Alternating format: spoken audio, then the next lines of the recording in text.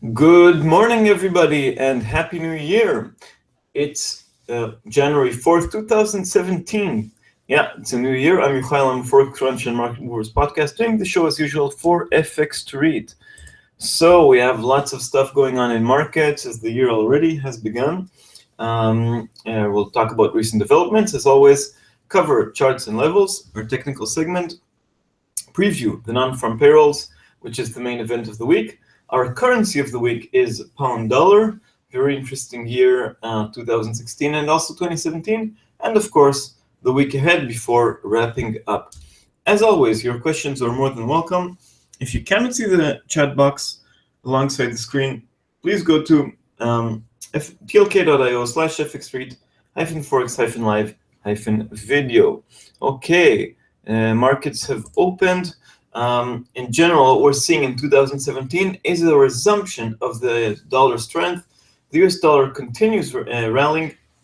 It took a break in the last week of 2016, sort of a holiday correction. We've seen euro dollar close 2016 above 105, for example, and then we've seen things coming, well, the previous trend resuming. Okay, trading volume is back to normal. So if Monday many markets were on holiday, we're already on Wednesday today, and everything is at full speed. Markets are getting ready for Trump. You'll see many headlines that from the president-elect, which is getting into office in about 2 weeks, and how it impacts markets. So far, it impacts specific stocks more than markets in large. I mean, we have ongoing stronger dollar impact, but nothing new in the past week. But well, I guess we'll see more and more things, political headlines moving markets. Oil prices are on the rise as OPEC begins implementing. We've seen implementation from Kuwait, an OPEC member, and Oman, a non-OPEC member. On the other hand, we have some rising production in other countries. So oil prices reached new highs, but did not settle above $55 WTI crude oil. Okay. Regarding data, data so far, has been mostly dollar positive. Let's begin from the negative. Pending home sales late in the year dropped by 2.5. That was disappointing. Jobless claims are at normal. Yesterday's, I didn't update the slide here, but US ISM manufacturing PMI beat expectations, and that helped the US dollar rise. It came out at above 54 points, and that that was the excuse for the dollar to continue rising. Okay, good morning, everybody. I see Magnus and FX Ambassador here in the room. Let's continue with more data from elsewhere. We had manufacturing PMI in the UK also beating expectations with 56.2 points. That was great news, but it didn't help the pound too much because, as we know, Brexit is still weighs on the economy. We'll talk more in depth about the pound dollar later on. Inflation figures. Today we have inflation figures for the whole Eurozone. So far we had, on one hand, Germany and Spanish CPI coming out above expectations, but French CPI missed expectations. So, but mostly better than expected figures, mostly due to oil prices. If we're talking about manufacturing PMI, it also came out better than expected in China. This helped the Australian dollar, stop the bleeding against the US dollar for some time. But it's also good news for the world. It's much better than expected. It shows optimism. And New Zealand milk prices have dropped a bit, but after 4 consecutive rises, it didn't have an impact. Well, not the one I had expected. Okay, so that's the news for now. All in all, stronger dollar. And now we talked about that. Let's just move to the charts and show you all these things on the currencies. Okay, so this is the euro dollar hourly chart. We've seen we had this flash surge in euro dollar late in the year. Thin liquidity, thin liquidity plus and the holidays plus some covering end of year adjustment. We reached a high of 106.50, and that's sort of high resistance for you. 105.20, the veteran line that was low in December 2015, is the next line. 104.60 still remains relevant in my opinion. That was the low of March 2015. And the new low, well, we had a dip yesterday, it didn't go too far. We had a new 14-year low for euro dollar at 103.40. I would still watch out for 103.50. On the road to euro dollar parity, we have 101.50, a line back from 2002. Let's continue from euro dollar to pound dollar. Pound dollar, well, trading in lower ground, 122.65. Just at the moment, 122, the round number, provides support after working as such in the dying days of 2016. Resistance, another round number of 123. Look how it worked as resistance, also the last days of 2016, and also early in 2017. Above that, we have 123.80, which capped the pair and worked also as support in 2016, well, in December. And far above that, we have resistance at 125.20. To the downside, I would mention 121 round number and another round number at 120. So lots of round numbers around pound dollar. Let's move to dollar yen. Here we're at the highs. Well, retreating from the highs. Currently 117, almost 90. Well, 117.80 is support. It's followed by a much lower level of 116. Used to be a line in the sand for the Bank of Japan. And far below that, we have 114.80. Looking up, because that's the trend at the moment, we have 118.70, which was the peak back in the middle of December, just after the Fed. And above that, the very round number of 120. Okay, let's move to commodity currency, starting with dollar CAD. So currently 134.24. Capped by 134.60 in recent days. That has been the level at which the pair failed to breach. Further above, the round number of 135, followed by 135.60 and 136. So it's a bit busy there. We're seeing pair sort of turning around. To the downside, we have 133.80 and 133.20, followed by 132.35, much lower. Of course, the round number of 130 is far, far below. All right, continue to the Aussie dollar. Aussie dollar, after, well, 2016 was so slow for this pair. Now it's at, well, it did fall to new lows. We're seeing clear support here, double, perhaps triple bottom at 71.60. Okay, so that's strong support there. Below that, we have the 71 level. Looking up, we have 72.50. Now we're seeing the pair breaking above this level. Okay, and next resistance 73.10 and 73.75, an old number. So we're seeing an attempt, a recovery attempt by the Australian dollar. Okay, Kiwi dollar currently 69.33, still under 70. 69.80 is resistance, followed by 70.40. So the round number of 70 in this case, the round number is not that relevant. Next resistance 71, followed by 71.40. To the downside, we have 68.80, and it's followed closely by 68.60. Okay, so these are levels to watch on the Kiwi dollar. Seems to have found a bottom over there, at least for now. And the last of our majors is dollar Swiss. I'm not a big fan of the Swiss franc because it suffers intervention by the Swiss National Bank. But anyway, still worth mentioning the technical levels here. Resistance is clear at 103.30. This is not a new line. Support at 102.10. Okay, so this is the current range. Remember, it's prone to intervention. Further support 101.40 and 100.60. Okay, these are the levels to watch. Perhaps further resistance at 105, much higher in the sky. Okay, so this concludes our major pairs. That was the major pairs.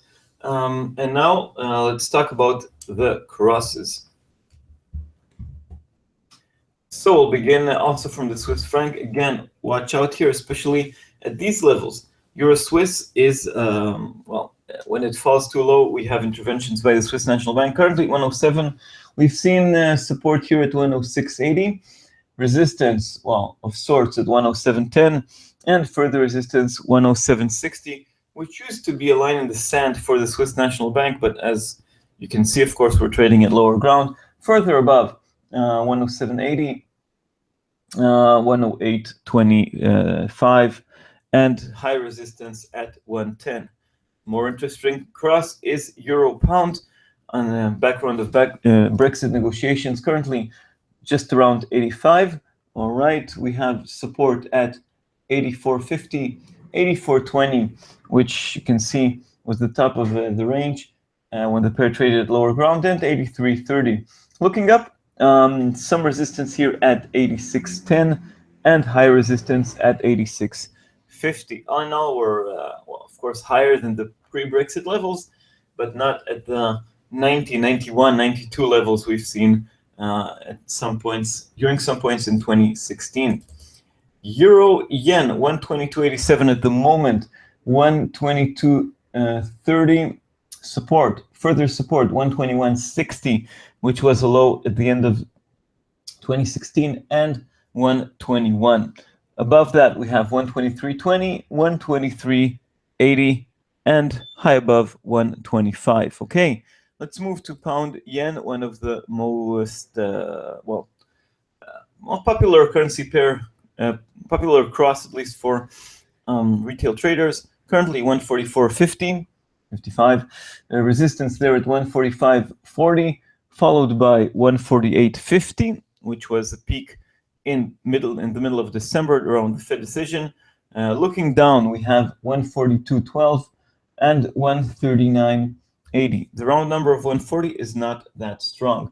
Looking even lower, 139, 138.50 and 137.50. Okay, we'll add to our segment about crosses the price of WTI crude oil. As you've seen yesterday, we broke above the post-OPEC levels of 54.50, reached a new high 55.20. This seems like a false break in WTI crude oil. We're back to lower ground, and the pair has support here at 52. Okay, 52, remember, was the previous level. Let me zoom out just a bit so you can see how important this line was. Well, it kept the pair here and here, so this is a critical line. Let's see if we fall below. If we fall below, it's 49. 49.50, yeah, and 46.50. The trend might be still to the upside because we still have faith, we still have optimism about the OPEC agreement, but I'm not sure it'll last too long. Okay, so this concludes our segment about crosses. Another look at euro dollar. Yeah, still in range. Okay, let's talk about the events coming up this week. A very busy week to start the year. The first week of the month is always busy. The first week of the year, even busier. So let's begin from today. Just after the show, we have construction PMI from the UK. We've seen manufacturing PMI coming out better than expected. Let's see if it's followed through. Eurozone inflation numbers. Watch out for a beat on the headline number because of Germany's big beat on inflation. So I think the forecast that you're seeing now on your calendars, on the FX Street calendar, well, they might be a bit outdated after yesterday's data. We might have a better than expected figure there. But also watch out for core inflation, which has been constantly disappointing. Okay, crude oil inventories, as usual on Wednesday, as today, at 3:30 GMT. And the big event for today is the FOMC meeting minutes. Okay, let's talk a bit more about that. This can be, in many cases, quite a boring event. And I'm not well, now markets are a bit busier, volatility is quite high, so it might not be that boring, okay? But I will still say that these are meeting minutes from the decision back in December in which the Fed decided to raise rates and to upgrade the dot plot. So they talked about 3 rate hikes in 2016, up from only 2 that was previously announced. We might get to the explanations to why they shifted from why they became a bit more hawkish.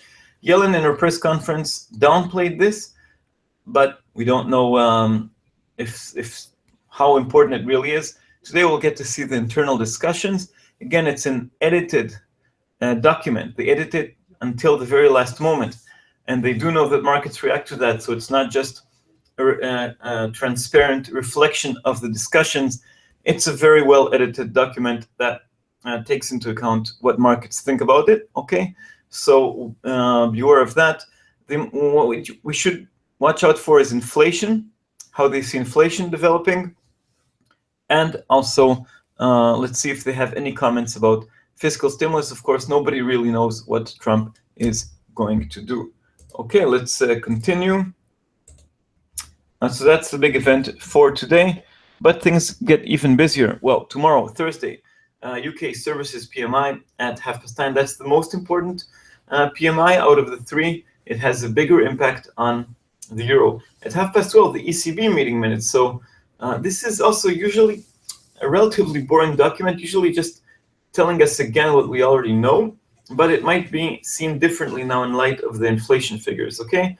So I don't expect too much out of that, but in the past, I would say it had an impact once every 5-6 releases or something like that. So maybe tomorrow will be special. I'm not sure though.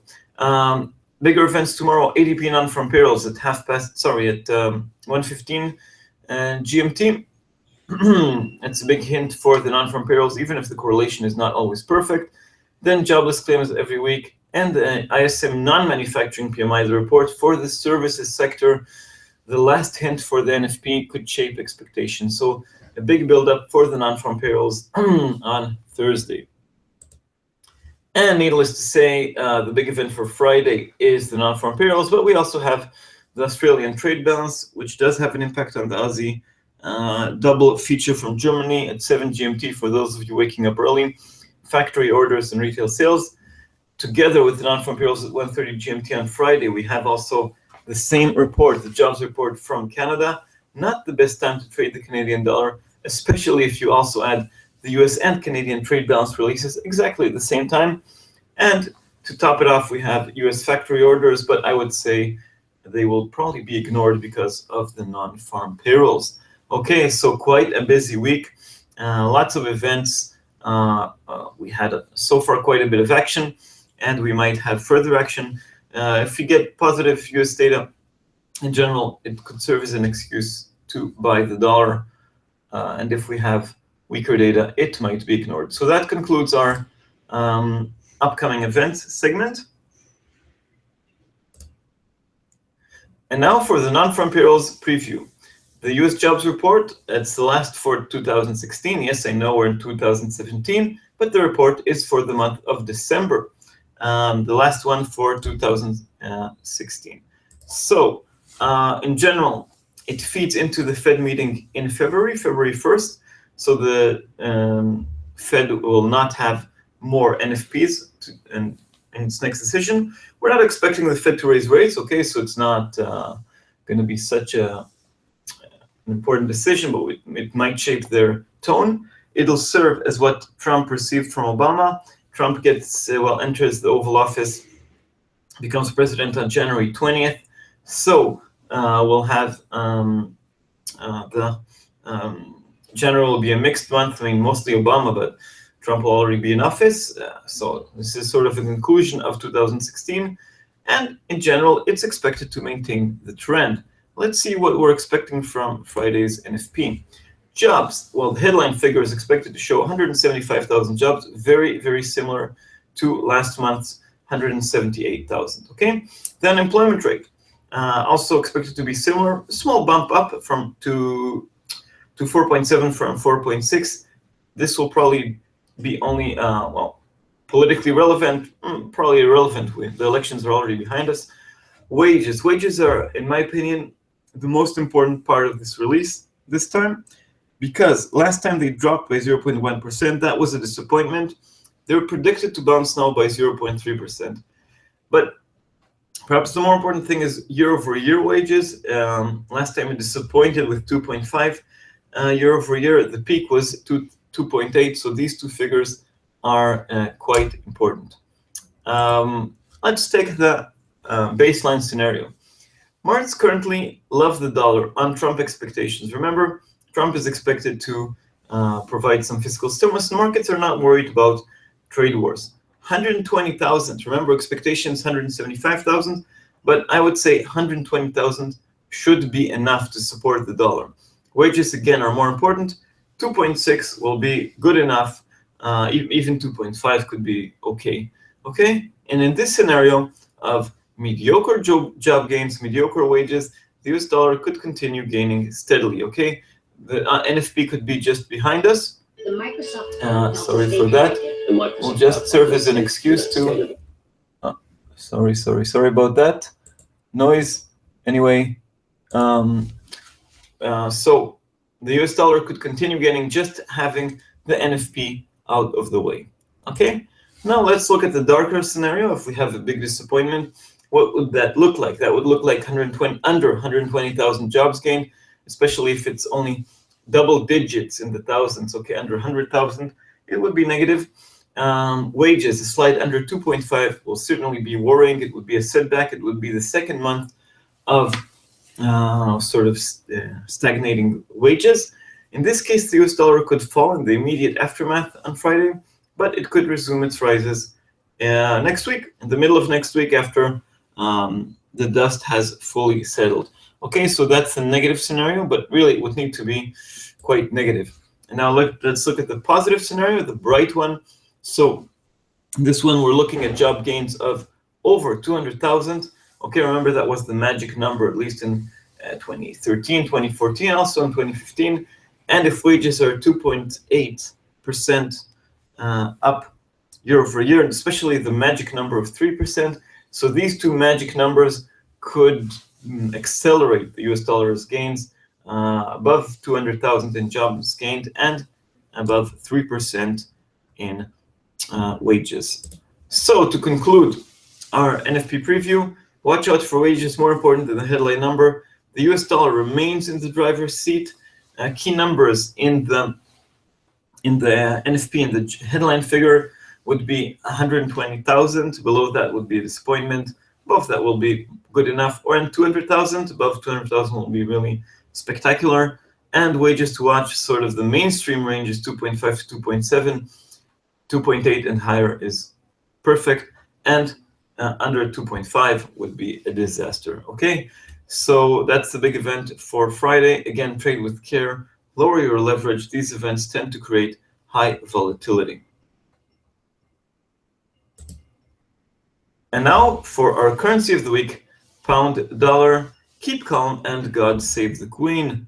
So pound dollar, here's a picture of Nigel Farage, head of UKIP, or former head of UKIP, and Donald Trump, the president-elect of the United States of America.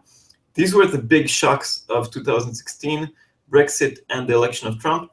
Now we're in 2017, and it's time for the implementation of these shocks. Trump will enter office on January 20th, and Article 50 in the UK, the official announcement that the UK is leaving the European Union, this will be triggered in March, okay, according to the timeline set by the British government.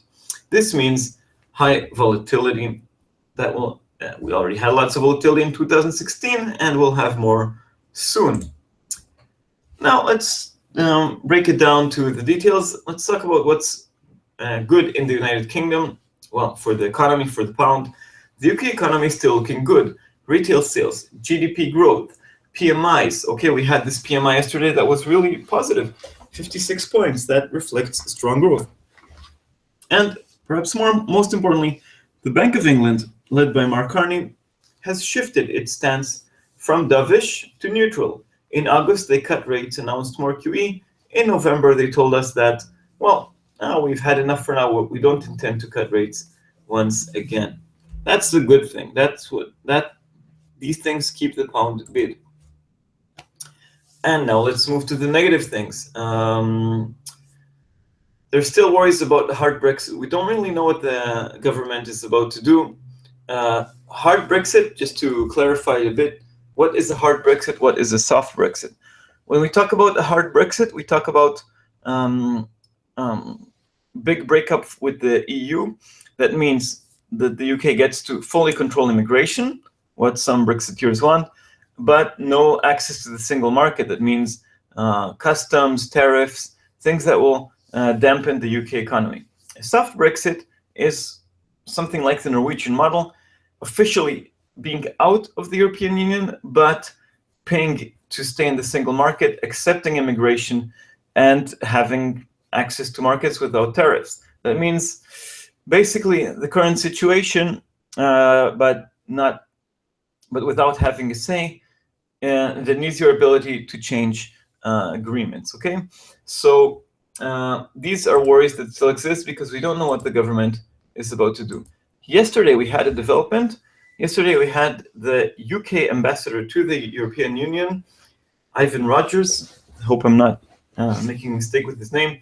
Sir Ivan announces his resignation ahead of time, and that's a bad start to 2017.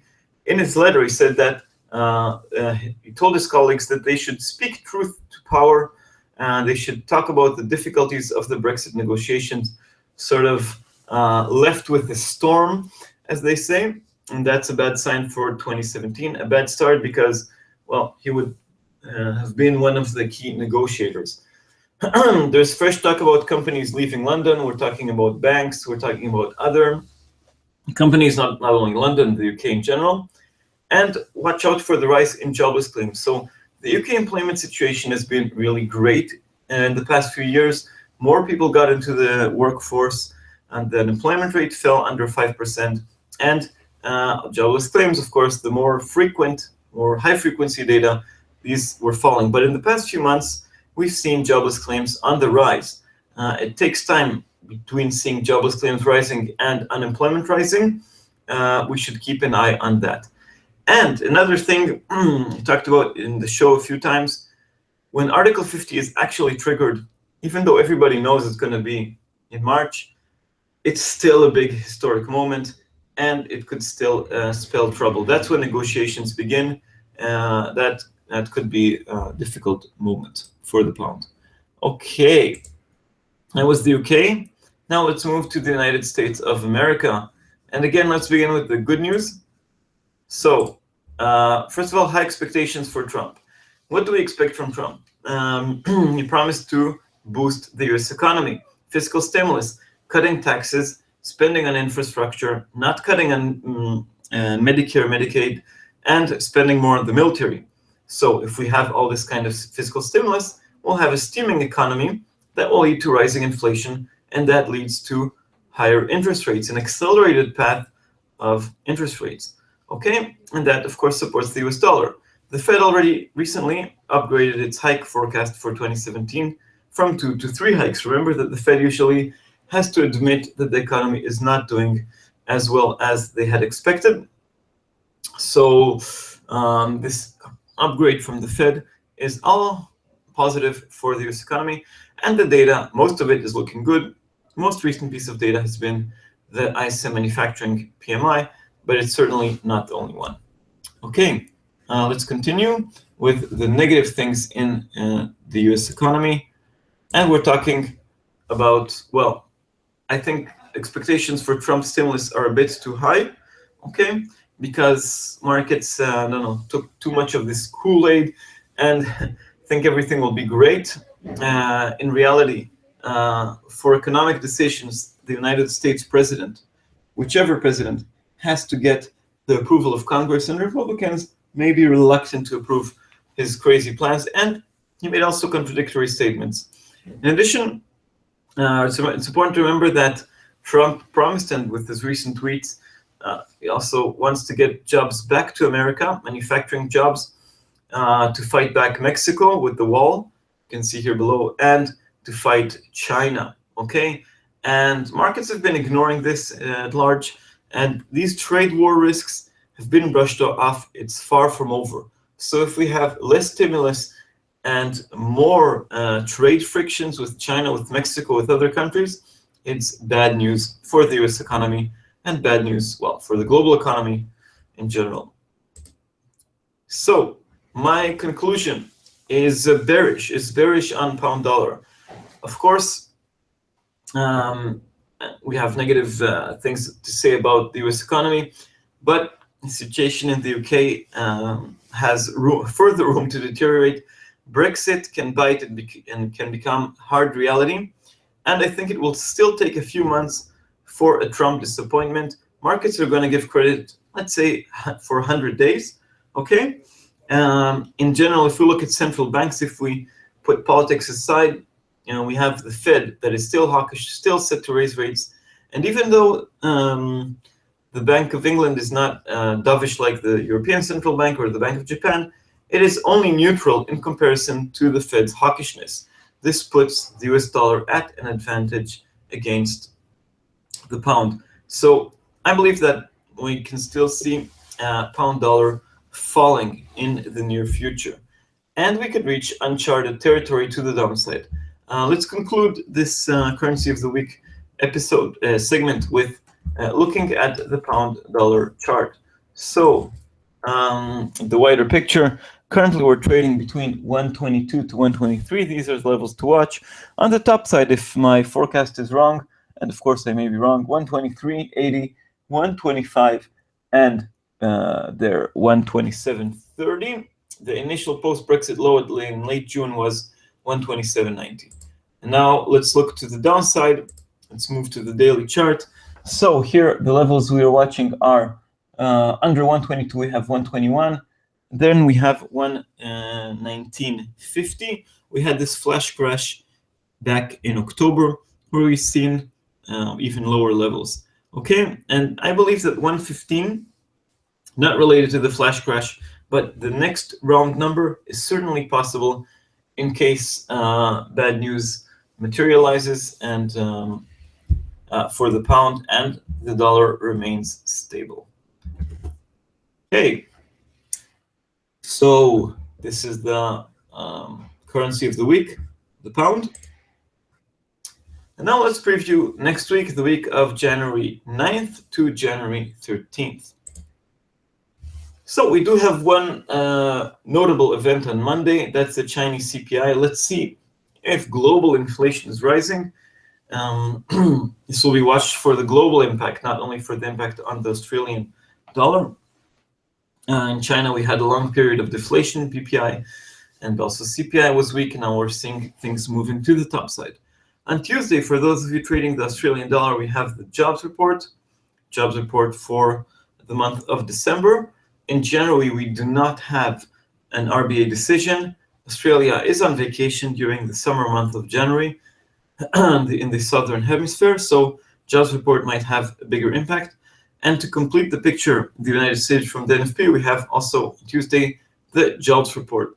It has had less impact in 2015 in comparison to 2014, but still worth watching. On Wednesday, we have the UK manufacturing production. Let's see if the low exchange rate of the pound truly helps manufacturing in the UK. There are doubts about that. And as usual, we have oil inventories. Thursday, US jobless claims, as usual every week, and also import prices. This means inflation. But import prices are impacted, of course, by the exchange rate. So if import prices are falling due to the strong dollar, this could push rate hikes back. Again, it's not a first-year figure, but it's still worth noting. We do have key figures on Friday, so the week culminates like this week. On Friday, we have the Chinese trade balance. The bottom line figure, the actual trade surplus that China will produce, is less important than the top figures, the imports and exports. More exports, more imports, good for the global economy. Falling imports and exports, bad for the global economy. And then we do have really top-tier figures of focus on the US consumer. We have retail sales for the month of December. Let's see if Americans did some crazy Christmas shopping, New Year's shopping, or that it was more moderate, more spread out on other months, so Black Friday and things like that. And the PPI, a measure of inflation, a warm-up for the CPI at the same time. And consumer confidence from the University of Michigan, the preliminary number for the month of January. Let's see if it rises like the CB consumer confidence that we've seen recently. In theory, higher consumer confidence implies higher retail sales. In practice, the correlation is not that strong. Okay, but consumer confidence has been rising. Donald Trump did take credit for rising consumer confidence. Okay, So that's the events for next week. We have quite a busy week. Well, not as busy as this one, but we have at least a strong finish to next week. Another thing I would note about next week is that we're getting closer to the inauguration of Donald Trump. Okay, so in general, we're going to see more impact from political headlines. More, if we see talk about, I mean, we already had yesterday the new Congress began its work, the 115th, if I'm not mistaken, and we might hear more statements from politicians about what they actually intend to do. Many of them are political and shouldn't have an impact on currencies. I mean, all kinds of legislation and things like that, but some of them, of course, talk about the fiscal stimulus. So if Trump really wants to hit the ground running, if he wants to do something on day one, we already have a new Congress in play, and they can begin preparing all this, right? So we might hear more headlines about that also this week, but also next week.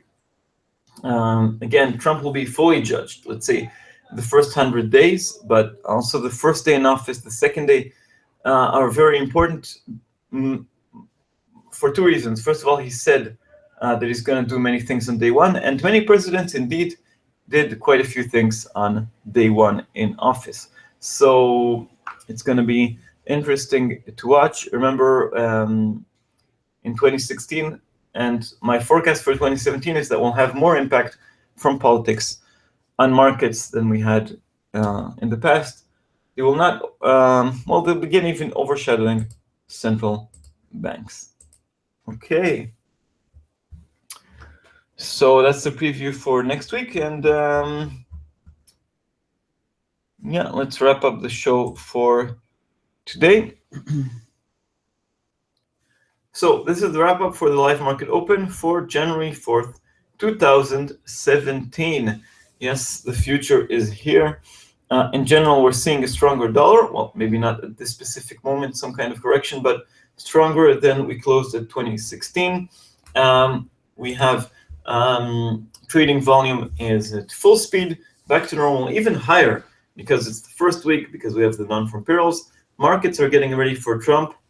Any political headlines should begin having an impact shortly. And watch out for oil prices and their correlation with the US dollar. Recent data coming out of the United States has been mostly positive, especially the ISM manufacturing PMI, the first hint towards the non-farm payrolls. Another thing to watch is inflation in the Eurozone, which we have today. It's probably going to be better than what your calendars show. Okay, that's because of German inflation bouncing more than expected. So I would say this is the main event for the morning. And for the evening, we have the FOMC meeting minutes. They'll tell us why the Fed has become more confident, more hawkish, more optimistic about the economy.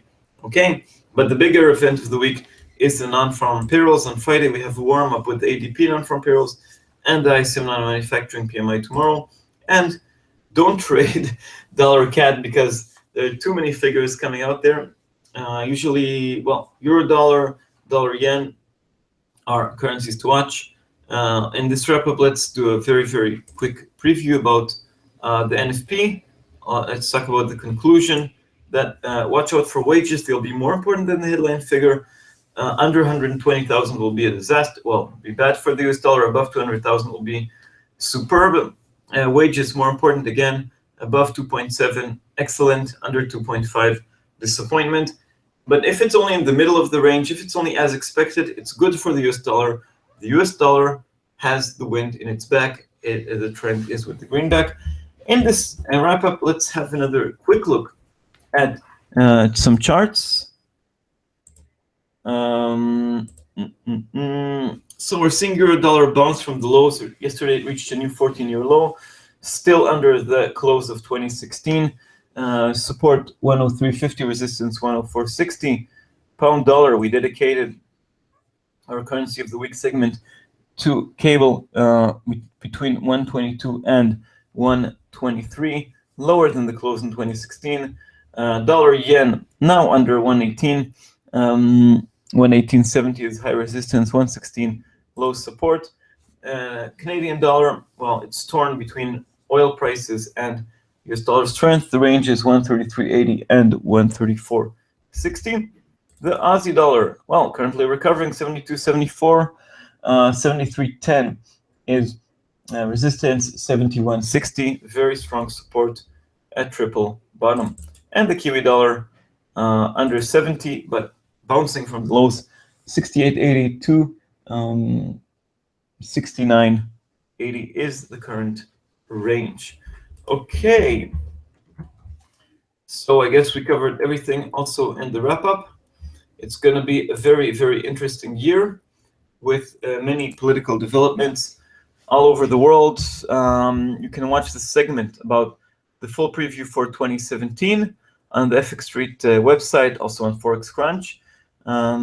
It's a year in general where we'll probably see politics taking over from central banks, or central banks reacting more to politics, not being the only game in town. This means the ECB is, of course, very important in Europe, but we have elections in the Netherlands in March, in France in April and May, the biggest event, and in Germany in October. Donald Trump enters office just in 2 weeks, and that'll have a huge impact on the Federal Reserve. Will react to stimulus or to trade wars or to both. And of course, in the UK, it's when Brexit becomes official, not only the referendum, but the actual announcement. So it'll be a very exciting year. As always, trade with care, trade with good brokers, don't exaggerate with your leverage, and wish everybody success for the year. Okay, so I guess that's it for today. Thank you everybody for coming. We didn't have any questions today, but your questions are always welcome. Those that come usually to the show know I answer in length to all the questions. And that's it. So have a great 2017, not only in Happy New Year, but happy year in general. And see you next week, every Wednesday morning at 8 GMT with the open of markets in Europe. That means 8 in London, 9 here in the old continent. Okay, that's it for today. Thank you, good luck, and goodbye.